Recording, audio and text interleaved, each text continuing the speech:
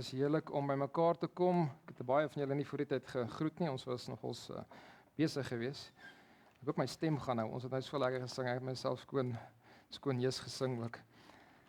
Julle kan oopmaak by Markus hoofstuk 14. Ons gaan verder ons studie van Markus hoofstuk 14 vanaf vers 43. Markus 14 vanaf vers 43.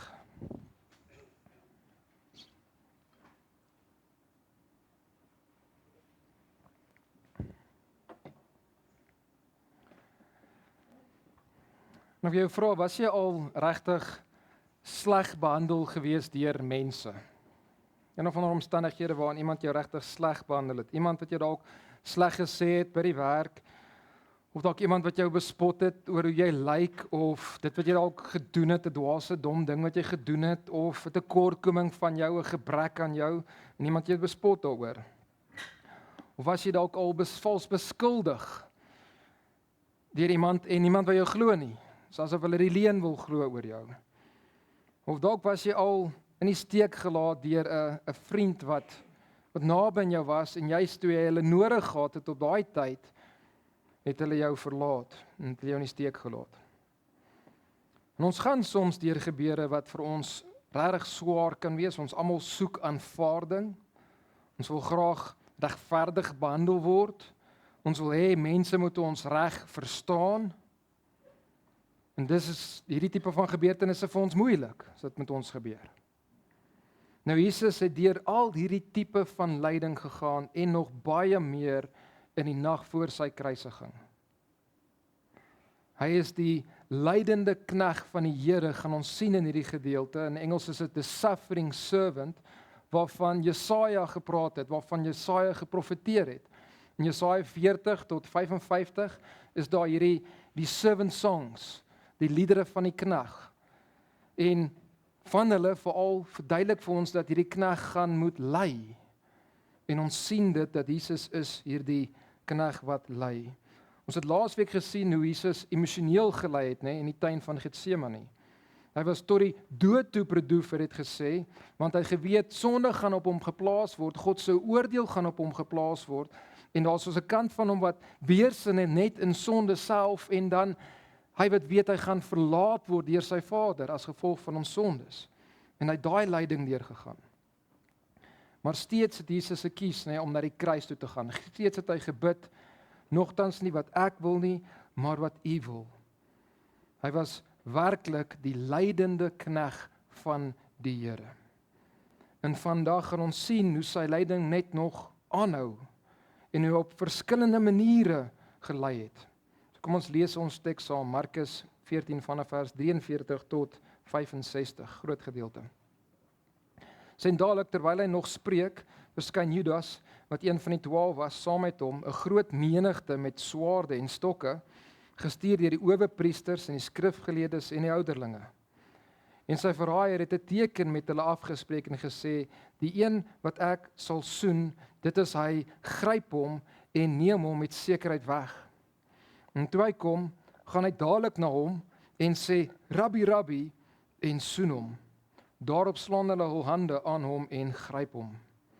Die een van die wat daar gestaan het sy swaard uitgetrek en die diensknegt van die hoofpriester geslaan en sy oor afgekap. En Jesus antwoord en sê vir hulle, het julle soos 'n rower teen uitgetrek met swaarde en stokke om my gevange te neem? Dag vir dag was ek by julle in die tempel, besig om te leer, en julle het my gegryp nie, maar die skrifte moes vervul word. Toe het almal hom verlaat en gevlug, en 'n sekere jong man met 'n linne doek om sy naakte lyf, het hom gevolg, en die jong man het hom gegryp, maar hy het die linne doek laat staan en naak van hulle weggevlug. Vers 53. En hulle het vir Jesus weggelei na die hoofpriester, en al die owerpriesters en die ouderlinge en die skrifgeleerdes het by hom vergader. En Petrus het hom van ver af gevolg, tot binne in die paleis van die hoofpriester, en het saam met die dienaars gesit en hom by die vuur warm gemaak. En die owerpriesters en die hele raad het getuienis teen Jesus gesoek om hom dood te maak, en hulle het niks gevind nie, want baie het vals teen hom getuig, en die getuienis was nie eenders nie. En sommige het opgestaan en vals teen hom getuig en gesê, ons het hom hoor sê, ek sal hierdie tempel wat met hande gemaak is afbreek en in 3 dae 'n ander een opbou wat nie met hande gemaak is nie. En selfs so was hulle getuienis nie eenders nie. Toe staan die hoofpriester in hulle midde op en vra Jesus en sê, antwoord u niks nie, wat getuig hierdie manne teen u? Maar hy het stil gebly en geen antwoord gegee nie. Weer stel die hoofpriester hom die vraag en sê vir hom, is u die Christus, die seun van die geseënde God? En Jesus sê, ek is. En die almal sal die seun van die mens in die regterhand van die krag van God sien sit en kom met die wolke van die hemel.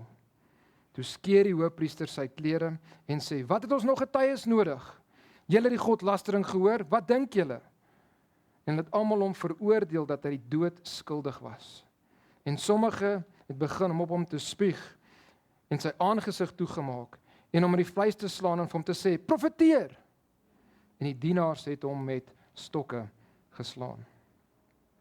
Ons opskrif vir vandag is die lydende knegg van die Here. En vandag fokus ons op Jesus en dit wat hy moes deurgaan en moes ly in my en in jou plek.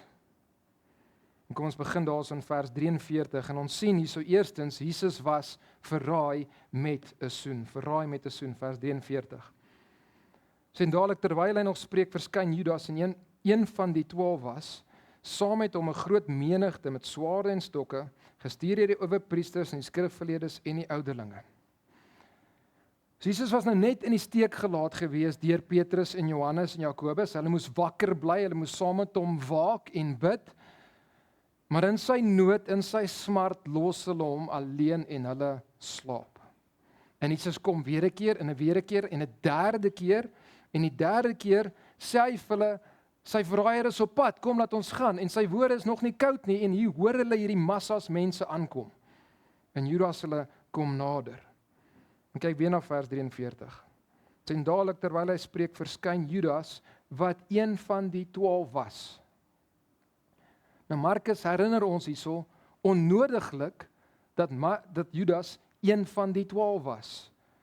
Hy's besig om 'n punt te maak. Hierdie is een van die 12. Hy het net vroeër in die aand het hy saam met Jesus gesit en hulle die Pasga saam geniet. Hy's een van die 12 disippels. Hy het Jesus se hele bediening gesien. Hy het saam met Jesus geëet, hy het saam met Jesus geleef. Hy het Jesus se wonderwerke gesien. En hy, een van die 12, kom om Jesus te verraai. Ek moet dit maak seer. Een van die 12 kom en hy verraai Jesus. En wie kom saam met hom? Dit sien saam met hom 'n groot menigte met swaarde en stokke en hulle is gestuur deur die owerpriesters en die skrifgeleerdes en die ouderlinge. En hierdie is moontlik heelwat mense. Dit kan dalk heelwat meer as 100 mense wees. Dit kan dalk selfs tot 600 mense wees as die hele leerafdeling hierso is. En hierdie woord swaarde hier verwys na die tipe swaard wat 'n Romeinse is, 'n tipe kort swaard wat 'n Romeinse soldaat sou gehad het. So hier is Romeinse soldate, deel van hulle leerafdeling is hierso. So daar's 'n hele aantal soldate wat gestuur was om Jesus te vang. En dan daai woord stokke, sê kom 'n groot menigte met swaarde en met stokke. Dit verwys heelmoontlik na die stokke wat amper soos knippels was by die Joodse tempelwagte gebruik het. So nou sien jy so die tempelwagte is daar saam met 'n klomp Romeinse soldate en hulle kom om Jesus te kom vang. En as iets interessant in hierdie woord stokke is, nie my notas nie. Okay. Daar's ander plekke in die Bybel waar daai woord vertaal word vir die hout van die kruis waarop Jesus gesterf het. So interessant, hulle kom met kruise op daai manier, okay? As woordspeling onmoontlik hierso. Maar die punt is, hier is hierdie massas mense wat kom met een doel om Jesus te vang en hulle is gewapen. En hulle was volgens die teks gestuur deur die owerpriesters en die skrifgeleerdes en die ouderlinge. Kyk, daai is 'n lang manier om te praat van die Joodse raad, van die Sanhedrin. Kyk, dis daai ouens wat vir Judas betaal om Jesus te kom verlei of oor te lewer aan hulle.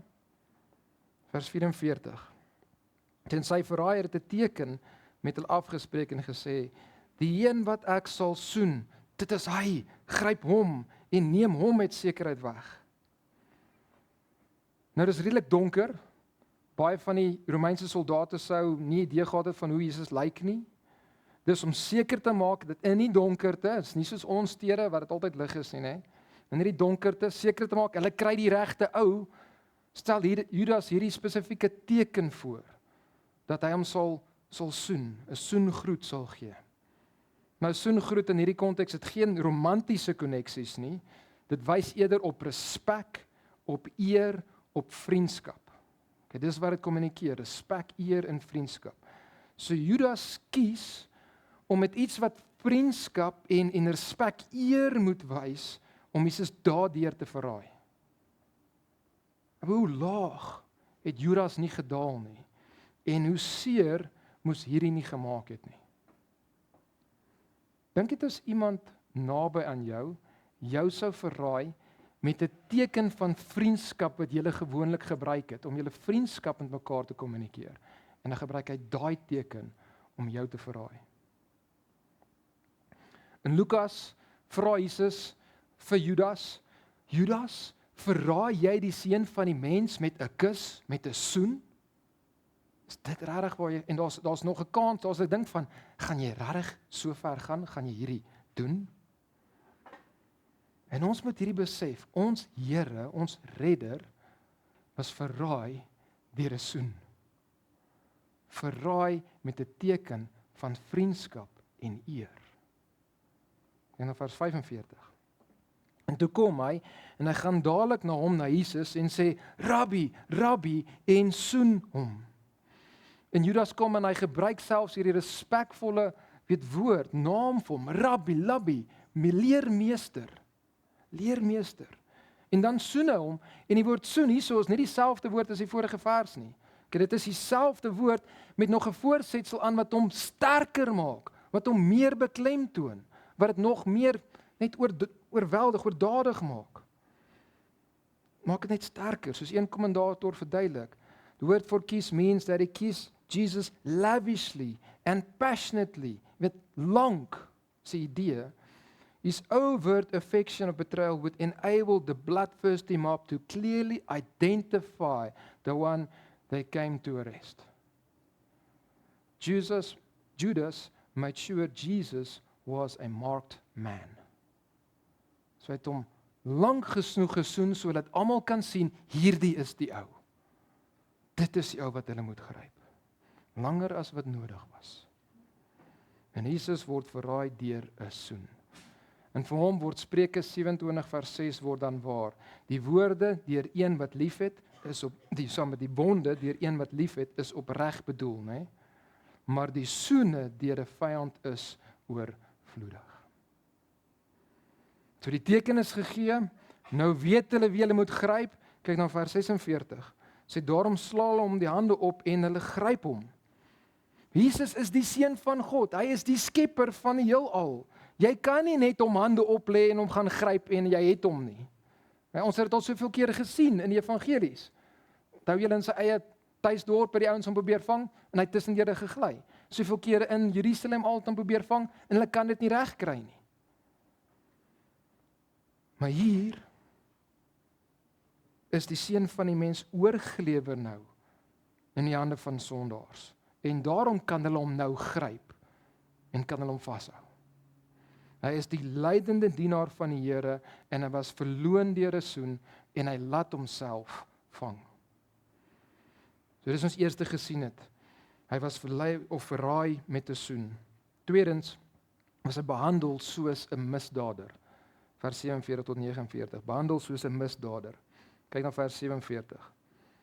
Sien die een van die wat daar gestaan het sy swaard uitgetrek en die diensknegt van die hoofpriester geslaan en sy oor afgekap. Nou ons weet vanuit Johannes se evangelie dat hierdie is Petrus wat hierdie gedoen het. Kyk, toe die disippels agterkom wat hier aangaan, toe hulle vir Jesus gryp, toe het hulle wou hulle optree. En Lukas sê vir ons, een van hulle het gevra, Here, moet ons met die swaard slaan? En nog voor Jesus kan antwoord, is Petrus soos wat hy altyd is, hy tree op voor hy dink, en hy gryp een van die twee swaarde uit, en hy probeer een van die ouens doodmaak. En hy het sekerlik gemik vir hy se kop, okay? Maar hy's 'n visserman, nie 'n soldaat nie, en toe slat hy sy oor af. Okay, in die Grieks sê eintlik amper net 'n stuk van sy oor. Dis die idee daarvan, né? 'n Stuk van sy oor het hy afgekap. En hierdie was dwaas van Petrus. Dink hy regtig, ek bedoel hulle 2 swaarde, is weer eens kort swaardjies aan hulle kant. Okay, aan die ander kant is daar 'n klein weermag van mense. Dink hy regtig hy gaan vir Jesus red hierso? Dink hy regtig Jesus het redding nodig deur hom hierso? En Matteus stop Jesus dadelik hierdie optrede en dit sê, Matteus 26 vers 52 tot 54, toe sê Jesus vir hom, vir Petrus, sit jou swaard in sy plek terug, want almal wat die swaard neem sal deur die swaard vergaan. So as jy hier gaan aanhou veg met die swaard, gaan jy hier doodgaan. Vers 53. Of dink jy dat ek nie nou my Vader kan bid, vir hom vra, en hy sal vir my meer as 12 legioen engele beskikbaar sal stel nie? Dink jy regtig jou poging het ek nodig om gered te word? En dan sê hy hoekom hy dit nie moet doen nie, vers 54. Hoe sou die skrifte dan vervul word dat dit so moes gebeur? Hier is God se plan. Nie my wil nie, maar U wil. Ek's in daai rigting op pad. So Jesus het nie nodig dat Petrus hom moet red nie. Petrus het hier nodig dat Jesus hom moet red. As Petrus aangehou veg het, sou hy daar dood gegaan het en hy's reeds in die moeilikheid. Hy het die dienaar van die hoofpriester se oor afgesny. Daar's ons 'n aanklag wat teen hom gemaak kan word. Maar in Lukas word ons geleer dat Jesus gaan en hy genees Malkeus, daai hoofpriester se dienaar se oor. En deel van dit is om Petrus te beskerm. Nee, nou kan dan nie aanklag gemaak word nie. Dink jy as 'n aanklag moes kom? Hierdie ou het daai ou se oor afgekap. Okay, wag 'n bietjie, die oor is nog daar. Hoe dit nou moet jy vertel wat Jesus hierdie wonderwerk gedoen het. Okay, kom ons los hierdie aanklag. Verstaan jy, hy beskerm actually vir Petrus hierso. Hy beskerm vir Petrus en die ander apostels hier. En kyk nou Jesus se woorde in vers 48 en 49.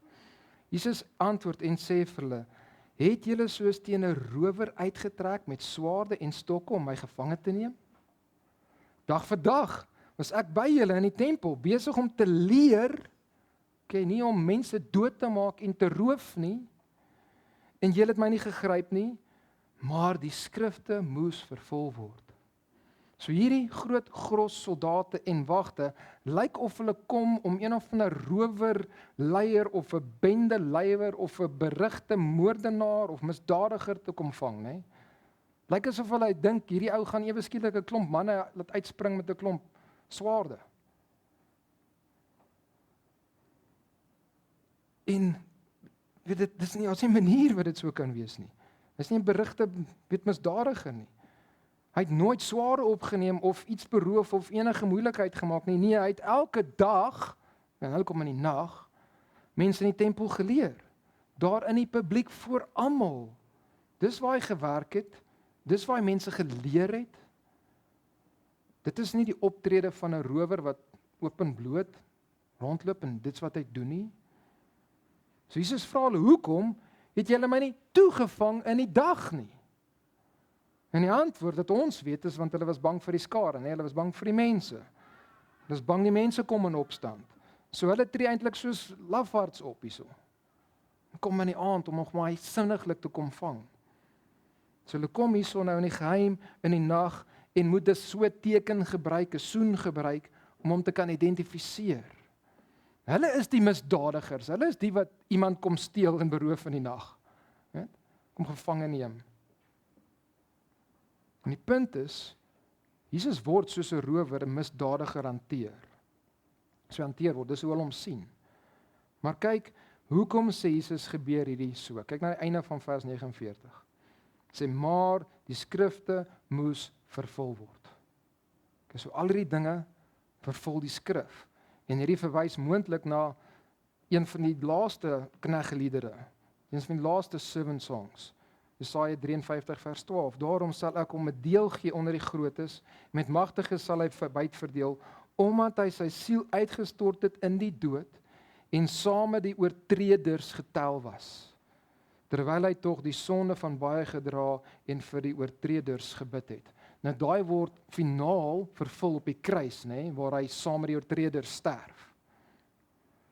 Maar dit begin al hierso wat hulle hom so hanteer soos 'n misdadiger, soos 'n rower.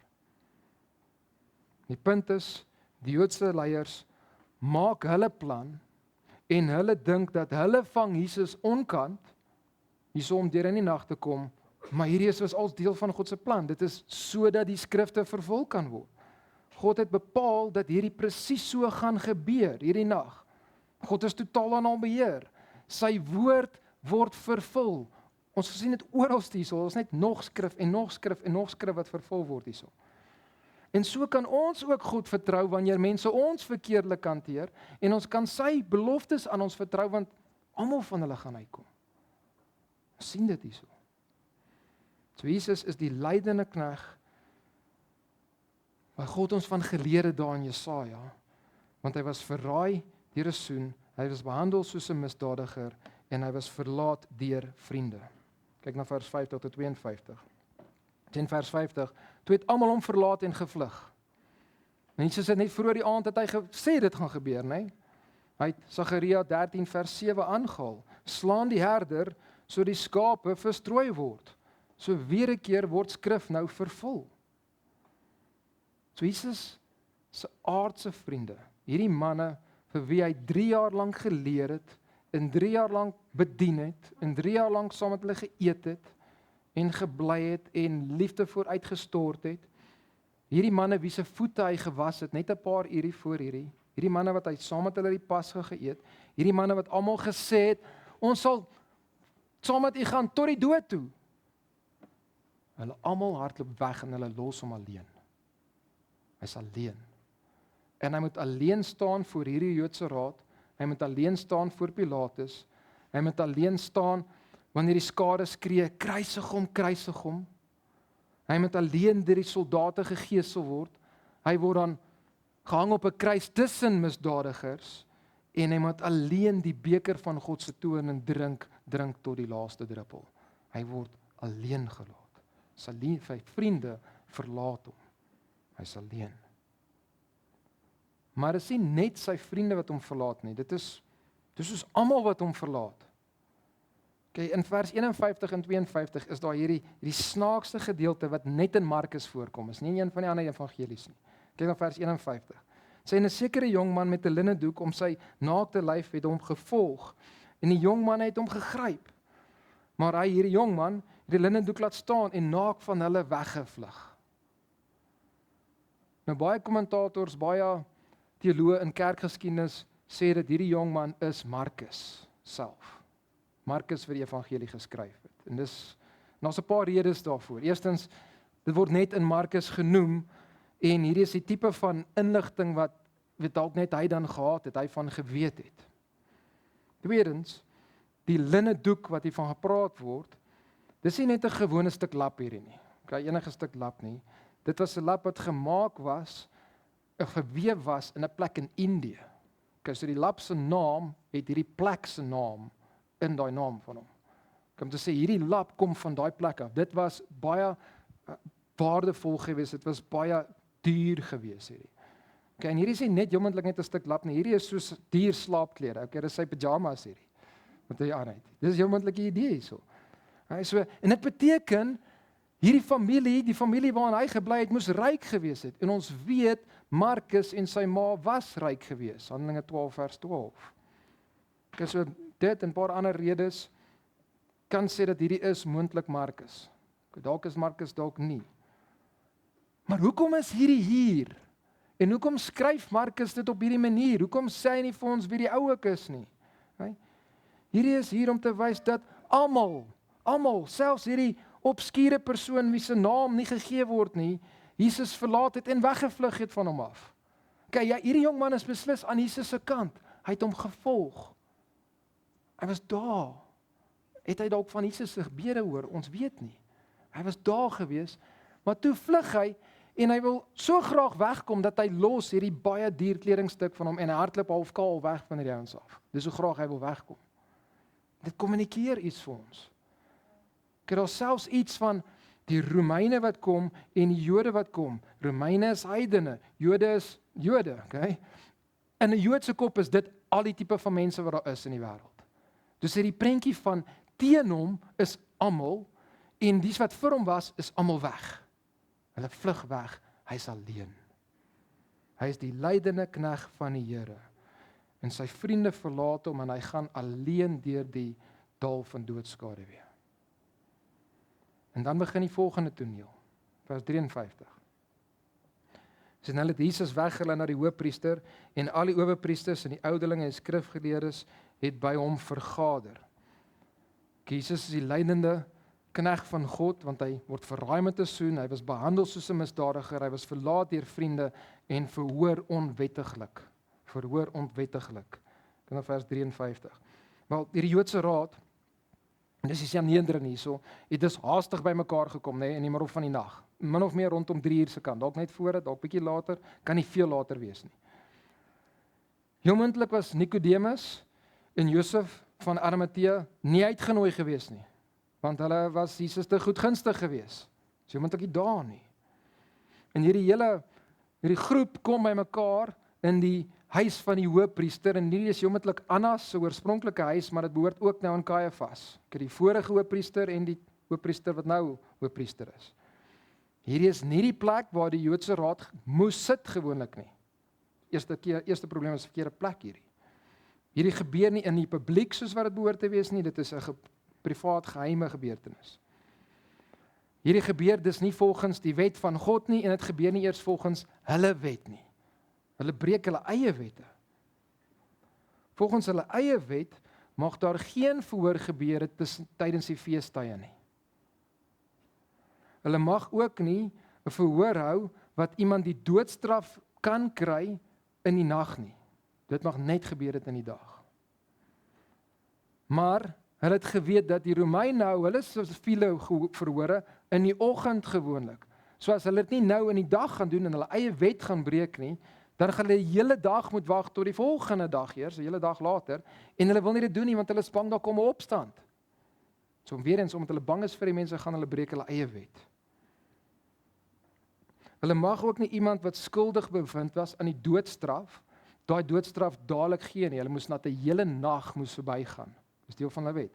Sodat as van die ouens wat die persoon skuldig verklaar het, sy gewete ontpla, hy kan verander. Dit is deel van dit. In Jesus se geval breek hulle daai wet. Net 'n paar ure laat hulle hom doodmaak. Die beskuldige moes iemand gehad het wat sy saak kan verdedig, wat sy saak kan stel. Jesus het niemand nie, hy is alleen. En ons nog baie ander wette wat hulle gebreek het van hulle eie goeders hierso. En die punt is, hulle was nie besig om Jesus 'n regverdige verhoor te gee nie, glad nie. Nee, hulle het reeds besluit hy moet doodgemaak word. Al wat hulle probeer doen is om iets te kry wat hulle kan vat na die Romeine toe om te sê maak hierdie ou dood, en wat hulle kan vat na die mense toe en sê ja, ons moes hom doodgemaak het. Kyk, hier is die rede. Dis al wat hulle soek. Hulle het klaar besluit hy is skuldig. Vers 54. Sint Petrus het hom van ver af gevolg tot binne in die paleis van die hoofpriester en het saam met die dienaars gesit en hom by die vuur warm gemaak. So Petrus volg eers op afstand, en dan deur die hulp van Johannes, leer ons in die evangelie van Johannes, kom hy binne in die paleis in, want Johannes het van die dienaars daar geken. En hy kry toegang binne in die hoofpriester se paleishuis in. En hy's in daai binnehof area. Maar dit was 'n koue aand en dis gaan sit Petrus by die vuur. Nie 'n goeie plan nie, Petrus, die ouens kan jou sien. En dan is dit wat gebeur, daar's ons 'n diensmeisie wat hom herken, sy vra hom die vraag, hy verloon Jesus 3 keer en weer 'n keer gebeur skrif, weer 'n keer vul dit profesie. God is in beheer. Dit was koud daai aand. Petrus by die vuur gaan sit. Ons sien die hele tyd net oralste God is in beheer van alles. Kyk na vers 55. Sien die owerpriesters en die hele raad het getuienis teen Jesus gesoek om hom dood te maak. En hulle het niks gevind nie. Hulle het reeds besluit hy skuldig, hulle soek nou net redes om hom skuldig te kan verklaar. En hier is ook teen hulle wet. Okay, hulle mag nie van hulle kant af, van die raad se kant af, beskuldigings bring teen die persoon nie. Iemand anders te moes die beskuldige gebring het na hulle en dan het hulle net verhoor gegee. Hulle breek hulle eie wet weer 'n keer. Okay, hulle soek sommer vir die aanklagtes. Maar Jesus is sondeloos. Die teks sê en hulle het niks gevind nie. Niks gevind nie. Hulle probeer juis om skuldig bewys, maar hulle kry dit nie reg nie, want Jesus is sondeloos. Jesus het nooit God se wet gebreek nie. Hy het partykeer hulle wette gebreek, ja, maar dis mensgemaakte wette. Maar hulle gaan voort met hierdie onwettige verhoor van hulle. So hy is verraai met 'n soen, behandel soos 'n misdadiger, verlaat deur vriende, verhoor onwettiglik en getuig teen valslik. In vers 56. Sê, want baie het vals teen hom getuig en die getuienis was nie eenders nie. Hoe het daar so baie van hulle 3:00 in die nag bymekaar gekom? Die skrifgeleerdes het hierdie ouens gaan roep en gaan sê, kom, ons soek mense, het enigiemand enigiets teen hierdie ou, kom maak goed op selfs. Hulle was daar geplaas gewees deur die Joodse leiers. En het die manne aangestel om te kom getuig teen Jesus. Maar hulle het wel, dis hoe dit lyk in die teks, hulle wet gevolg hierso. Kyk, die wet was dat een getuie moes op 'n slag gekom het, sy getuienis gee, dan moet hy weggaan en dan kom die volgende ene, sodat jy kan opweeg, praat die twee dieselfde. Kyk, is hulle besig om die waarheid te gee of lieg hulle? Nou duidelik het hierdie ouens gekom, hulle het goed opgemaak, was nie als die waarheid gewees nie, maar hulle het nie mooi genoeg met mekaar gepraat nie, en dan, nee, hierdie ou lieg duidelik teenoor daai ou, en dit is net te duidelik. So die teks sê, die getuienis was nie eenders nie, hulle leuns het hulle uitgevang. So ongelukkig, vir die Sanhedrin, lieg hierdie valse getuienis nie goed genoeg nie. Okay?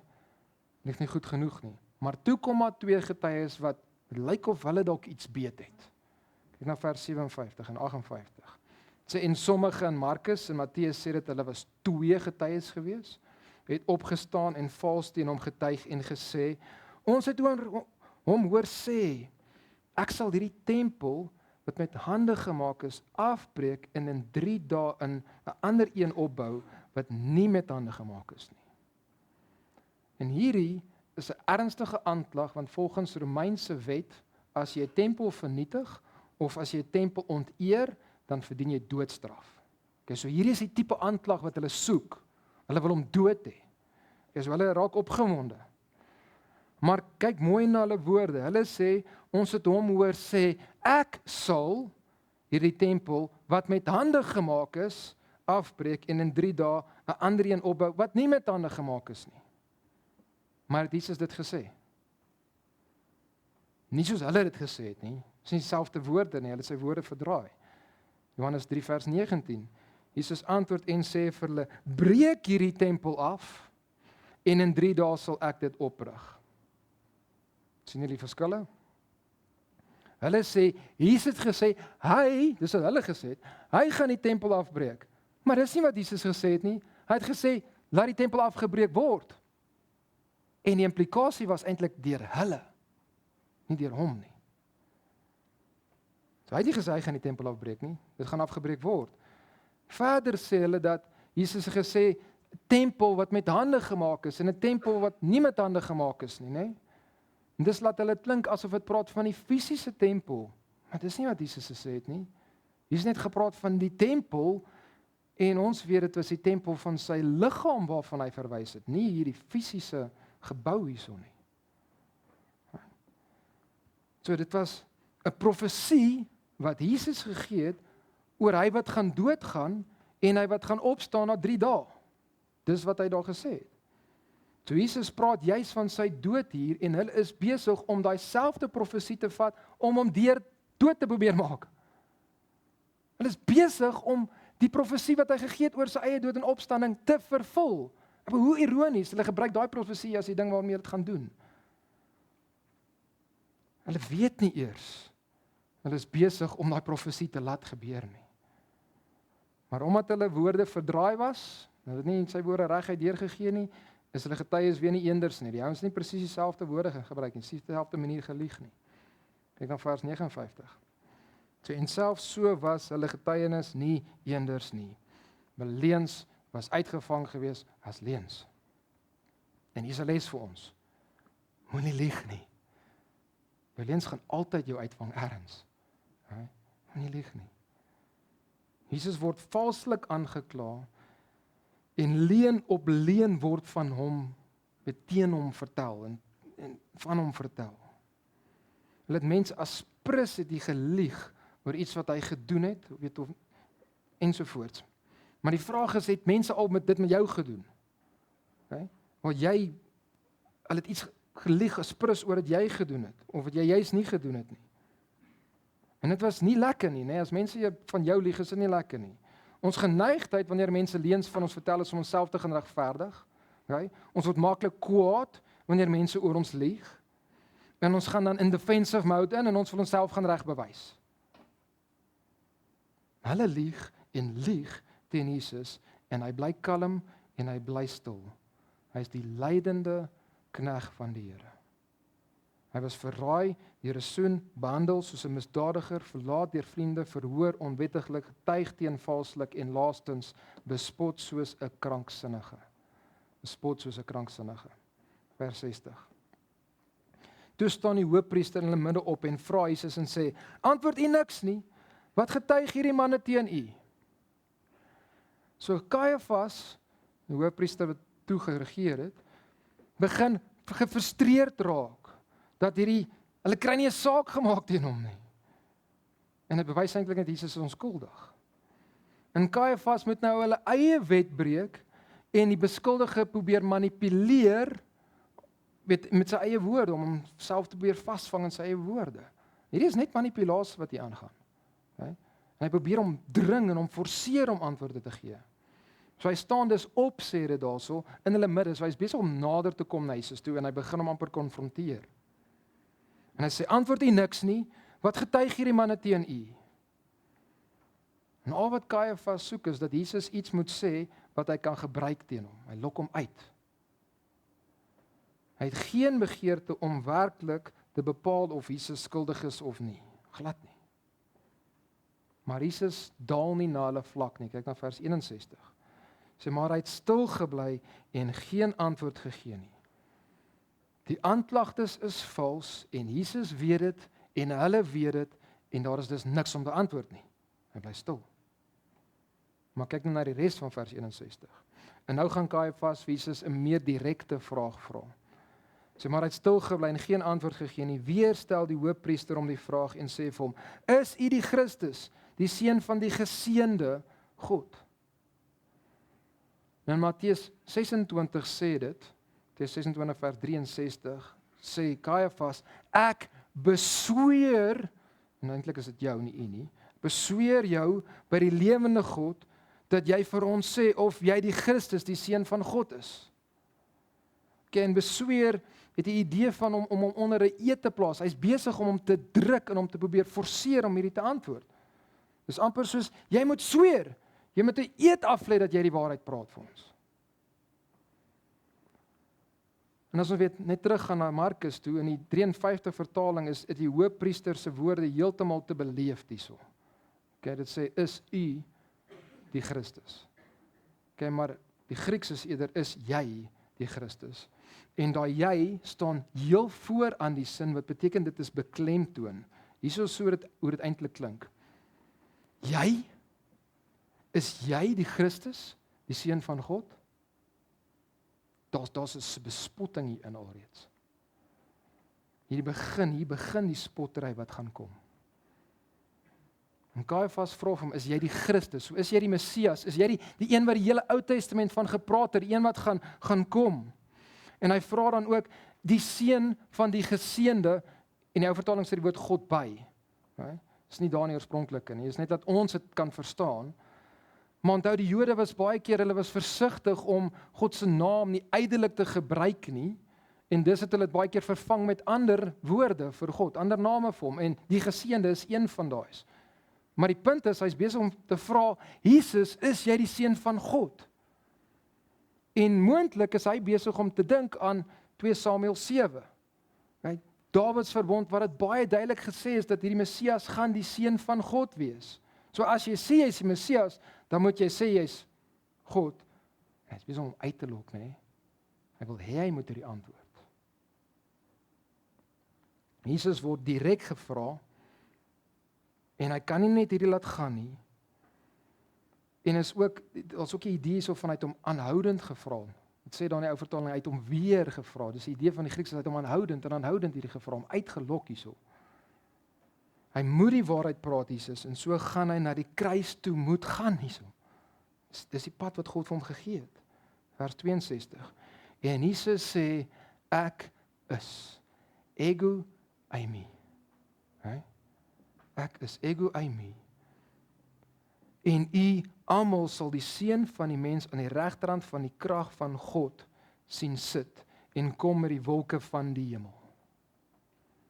So Jesus antwoord Kajafas se vraag en hy antwoord, ek is. So hy sê, ek is die Messias en ek is die seun van God. Maar hy sê nog meer met daai woorde. Hy kon net gesê het, eimi. Maar nou sê hy, ego eimi. En daai is soos enige ou wat daai taal verstaan, hulle ore gaan ting ting ting ting ting. Hierdie is baie spesifieke woorde. Hierdie was toe Moses by die brandende bos was en hy vra vir God, weet Moses, jy moet teruggaan en jy moet met jou mense gaan praat. En Moses sê, maar wat moet ek hulle sê? Wat is jou naam? En God antwoord, ek is, hierdie woorde, ego eimi in die Griekse vertaling. Dis God se naam hierdie. En Jesus sê, ego eimi. En Jesus praat 100% hier oor die waarheid, né? Hy is God. En dan gaan hy verder, hy sê nog meer. Hy sê, en u almal sal die seun van die mens aan die regterhand van die krag van God sien sit en kom met die wolke van die hemel. Daai is 'n verwysing na Daniël 7, waar die seun van die mens gekroon word en die koninkryk ontvang van die oue van daar af. So Jesus het hierdeur gesê, ek is die Messias, ek is die seun van God, maar ek is ego eimi, ek is God. En ek is die seun van die mens wat gaan terugkom en ek is die een wat gaan kom regeer en ek is die een wat julle gaan kom oordeel. Julle oordeel my dalk, maar eendag gaan julle geoordeel word en julle almal gaan my sien. Deur my geoordeel word. En Jesus praat hier 100% die waarheid, né? Hierdie is wie hy is. As iemand anders hierdie sou sê, dan sal hulle godslasterlik gepraat het. Dis duidelik. Maar hierdie is wie Jesus is. En Kajafas is nou baie bly. Hy's opgewonde, maar hy kan dit nie op daai manier wys nie. Kyk na vers 63. Toe skeer die hoofpriester sy klere en sê, wat het ons nog getuies nodig? Kajafas skeer nie hierso sy klere, want hy gee regtig om vir God se eer nie. Hy skeer hierso sy klere, want dit is wat verwag word van hom. Hy doen net dit wat hulle wil hê hy moet doen. Inteendeel in die wet, in Levitikus 21 vers 10, is daar 'n wet geskryf wat sê die hoofpriester mag nie sy klere skeer nie. Maar hulle het daai wet gaan verander en gesê die hoofpriester mag nie sy klere skeer nie, behalwe as daar godslastering is. So al wat hy doen is, hy's net besig om hulle wetjies en hulle goedjies te hou, en hy's besig om vir die gehoor te speel. Hy gee niks om oor God se eer nie. En hy het nou die aanklagte waarmee hy Jesus ter dood kan veroordeel, en daarom sê hy, wat het ons nog getuies nodig? Daar's dit nou, ons het dit. Vers 64. Sê hy, julle het die godslastering gehoor, wat dink julle? En hulle het almal hom veroordeel dat hy die dood skuldig was. So Kajafas sien Jesus se woorde as godslasterlik, omdat Jesus duidelik gesê het dat hy God is, en sy woorde is duidelik. Wat hy gesê het is, dat hy is God. So of Jesus is God, en hy is onskuldig hierso, of hy is nie God nie, en dan is hy 'n mal man en hy verdien hierdie straf, die doodstraf. Maar die hele evangelie van Markus, het bewys daai stelling wat hy mee begin het, 1 vers 1. Onthou julle Markus 1 vers 1. Die begin van die evangelie van Jesus Christus, so Jesus die Messias, die seun van God. En deur die hele evangelie het Markus vir ons oor en oor bewys, Jesus is die Messias, hy is die seun van God. Markus is duidelik, die tekens, die bewyse is onaanvegbaar. Jesus is die Messias, hy is die seun van God. Maar hierdie Joodse leiers kies om hulle oë toe te maak vir dit wat hulle al gesien het en dit wat hulle al gehoor het. Hulle wil nie die bewyse hoor nie, hulle veronagsaam dit, want hulle het 'n ander God wat hulle dien. En God is 'n God van geld gewees. Die hoëpriesters, dis wat hulle gedoen het, hulle het geleef vir geld en mag. So hulle veroordeel dan die seun van God, omdat hy gesê het hy is God. En kyk nou hoe behandel hulle vir Jesus in vers 65. En sommige het begin om op hom te spuug. Okay, op hom te spoeg, ou manier. Matteus sê dit was in sy gesig gewees. En sy aangesig toe te maak, so hulle het hom geblinddoek. En hom met die vuis te slaan en om hom te sê, profeteer, en die dienaars het hom met stokke geslaan. So hierdie klomp geestelike leiers tree nou op soos 'n klomp bendelede wat hulle koppe begin verloor. Okay? Die manier hoe hom hanteer. Hulle spoeg op Jesus, hulle bespot hom, hulle dryf die spot met hom. En deel van wat hier blykbaar aangaan, is dat hulle 'n verkeerde interpretasie gehad van Jesaja 11 vers 3. Okay? Jesaja 11 vers 3 praat van die Messias en dit sê, hy sal nie reg spreek na wat sy oë sien nie oordeel na wat sy ore hoor nie. Hulle daai vers verdraai om te sê die Messias kan oordeel dit dat hy ryk. En nou gaan hulle en hulle dink ons kan nou hierso spot met hom. Ons gaan hom blinddoek en dan slat ons hom met die vuis en dan moet hy bewys hy is die Messias deur om te sê wie dit was want hy moet dit kan ryk. Verstaan julle, dit is hoe hulle die hele stelsel, dis als net so verwronge, verdraai van die Testament en van die Bybel. En dan gebruik hulle dit om die seun van God so te bespot en so te mishandel. En die werkwoorde hierso is almal in die tydvorm wat kommunikeer dit is aanhoudend. Okay, hier het weer en weer gebeur. So aanhoudend het hulle gekom en hulle het hom in sy gesig gespoeg en dit in ons kultuur is dit soos een van die slegste wat ons doen, in die Joodse kultuur is dit nog erger gewees. Okay, om iemand te beledig. En oor het hulle gekom en hom geslaan en gesê, okay, wie was dit hierdie keer? Wie was dit hierdie keer? Wie was dit hierdie keer? Profeteer. En selfs die tempelpolisie, dis die dienaars daarso, het betrokke geraak en hulle het hom geslaan. En die ou vertaling sê met stokke, van die ander vertalings sê nie, is nie duidelik nie, maar dis dalk wat hulle gebruik het ook. Van die wapens wat hulle gehad het. En hierdie vervul nog 'n gedeelte van Jesaja, nog een van daai liedere. Jesaja 50 vers 6. Ek het my rug gegee vir die wat slaan en my wange vir die wat die hare uitblik. My aangesig het ek nie verberg vir die smaadhede en bespieging, dis om gespoeg te word nie. So Jesus was bespot asof hy 'n mal man is wat sy kop verloor het en gedink het hy is God. En hierdie is hoe hulle God hanteer, hoe hulle die skepper hanteer, hulle maker hanteer. En hierdie is hoe ons as mense sonder God hanteer.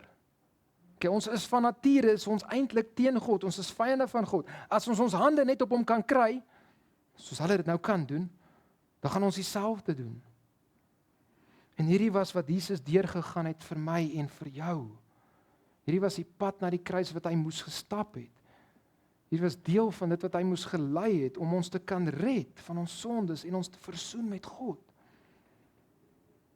En hierdie is waarvan Jesus ons kom red het. En verstaan, ons is net so. Ons sal ook die skrif verdraai, ons sal ook vir onsself leef, vir ander dinge leef. Jesus het gesterf vir mense soos hierdie, vir mense soos ek en jy. Hy moes hier deurgaan. Hy is die lydende knegt van God. Nou moet ons hierdie toepas. Hoe moet ons hierdie toepas?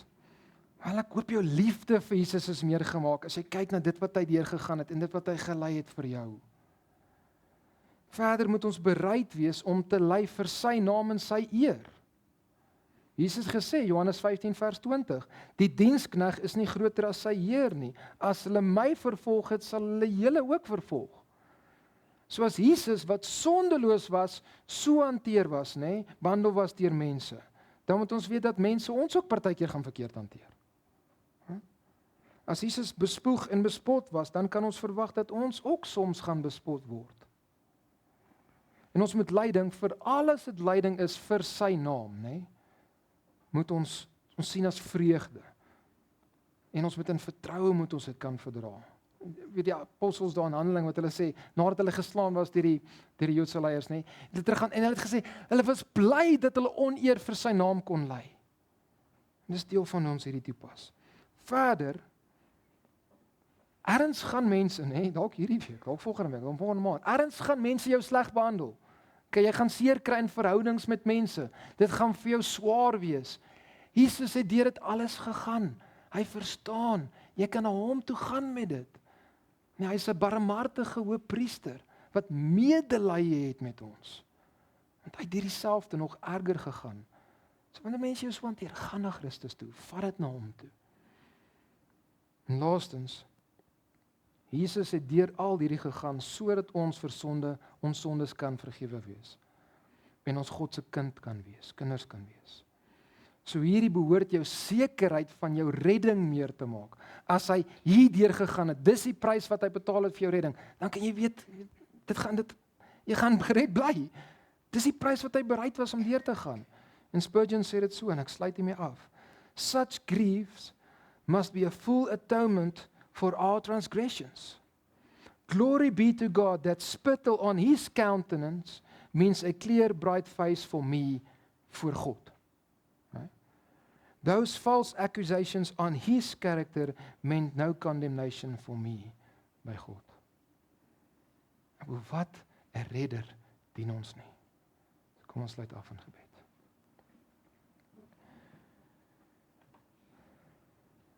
Here, ons is dankbaar dat ons kan kyk na hierdie gedeeltes en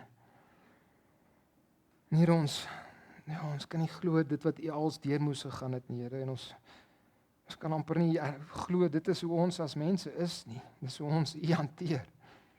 Here, ons verdien U oordeel, ons verdien U straf, ons verdien die hel. Maar U het mense soos hierdie mense soos ons so lief gehad dat U deur hierdie gegaan het en dat U die prys betaal het op die kruis. Sonde op U geneem het, verlate van die Vader, verlate deur die mense, mensdom teen U kom, Here. U het ons so lief gehad.